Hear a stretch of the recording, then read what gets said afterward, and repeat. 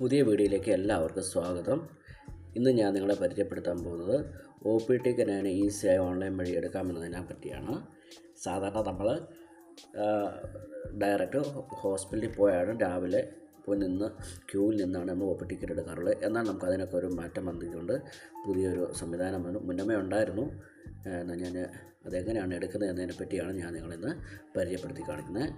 ഗവൺമെൻറ്റിൻ്റെ സൈറ്റിൽ നമ്മൾ ഈ ഹെൽത്ത് കേരള എന്ന പോർട്ടലിൽ കയറിയിട്ട് ഈ കാണുന്ന പോലെ ഇൻ്റർഫേസിൽ ലോഗിൻ അപ്പോയിൻമെൻറ്റ് എന്ന് പറഞ്ഞ ഓപ്ഷൻ എടുക്കുക. എന്നിട്ട് നമ്മൾ അതിൻ്റെ രജിസ്റ്റർ ചെയ്യേണ്ടതുണ്ട്. രജിസ്റ്റർ ചെയ്യുന്നതിന് മുമ്പ് നമുക്ക് മൊബൈൽ നമ്പർ അടിച്ചു കൊടുത്ത് കഴിയുമ്പോൾ ക്രിയേറ്റ് UHID എന്നും പറഞ്ഞ് നമുക്ക് ഒരു ഇൻ്റർഫേസ് വരും. അപ്പോൾ നമ്മൾ UHID കണ്ടുപിടിക്കാൻ എളുപ്പം വഴി നമ്മുടെ ആധാർ കാർഡിൻ്റെ നമ്പർ നമ്മൾ അടിച്ചു കൊടുക്കണം. എന്നിട്ട് പ്രൊസീഡ് കൊടുക്കുക.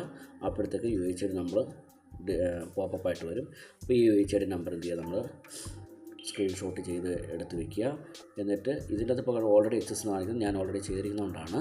ഇത് ഓക്കെ കൊടുത്തു കഴിഞ്ഞിട്ട് ഇതുപോലെ എൻ്റെ UHID number, Aadhaar number, mobile number, captcha എന്നിട്ട് പ്രൊസീഡ് ചെയ്യുക.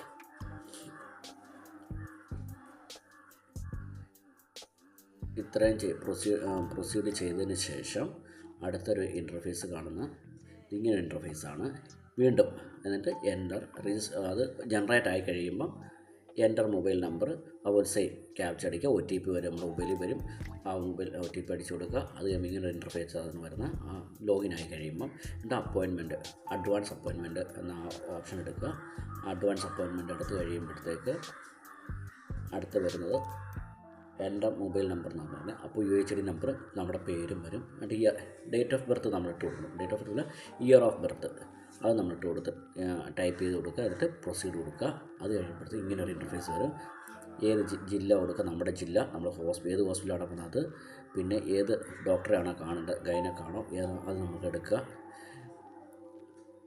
അവൈലബിലിറ്റി ചെക്ക് ചെയ്യുക. അത് കഴിഞ്ഞ ശേഷം അവൈലബിലിറ്റി നോക്കിയിട്ട് ഇത് ടൈമിംഗ് കൊടുത്തിട്ടുണ്ട്. ആ ടൈമിംഗ് നോക്കിയിട്ട് നമുക്ക് ഏത് ടൈമാണ് വേണ്ടതെന്ന് വെച്ചാൽ ആ ടൈം നോക്കിയെടുത്ത് ടോക്കൺ നമ്പർ എടുക്കുക, സെലക്ട് ചെയ്യുക. എന്നിട്ട്